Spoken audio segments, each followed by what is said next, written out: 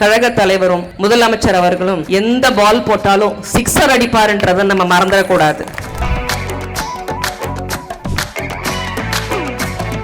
இன்றைக்கு மாதவரம் சட்டமன்ற தொகுதியில தலைமை கழகத்திலிருந்து அனுப்பப்பட்டு இங்க வந்திருக்கிறேன். இங்க யாரெல்லாம் உங்களுடைய குறை நிறைகளை முதல்ல பேசணுமோ ஃபர்ஸ்ட் அவங்க மட்டும் பேசுங்க. இன்னைக்கு எங்களுக்கு பட்டா வந்துருச்சு மேடம். அதை நாங்கள் நன்றி, எங்களோட நன்றியை சொல்ல முடியல, வார்த்தைகளை சொல்ல முடியல. ஒரு காரிய மேடை அமைத்து தருவோம் மிகவும் தாழ்மையுடன் நகர் சார்பாக கேட்டுக்கொள்கிறேன். எங்கள் பள்ளிவாசலுக்கு வந்திருந்தாங்க. கண்டிப்பாக எங்களுக்கு கபிரஸ்தானுக்கு இடம் கண்டிப்பா பெற்று தருவேன்னு சொல்லியிருந்தாங்க. இதுக்கு நீங்க நம்முடைய வருங்கால முதலமைச்சரும் நிரந்தர முதலமைச்சர் ஐயா அவர்கிட்ட சொல்லி எங்களுக்கு இடம் பரிந்துரை பண்ணி எங்களுக்கு வாங்கி கொடுக்கணுமா. இந்த நுணுக்கங்களான விஷயங்கள் அனைத்தையும் கண்டிப்பாக தொகுதி வாரியாக நாங்கள் அத்தனை பேருக்கும் நாங்கள் கழக தலைவருக்கு சப்மிட் பண்ணியிருக்கோம். இது நிச்சயமாக மே மாதத்தில் அவர் மீண்டும் முதல்வராக அமர்ந்தவுடன் இது அத்தனையும் செய்து தரப்படும் என்று வாக்குறுதி கொடுத்துக் கொள்கிறேன்.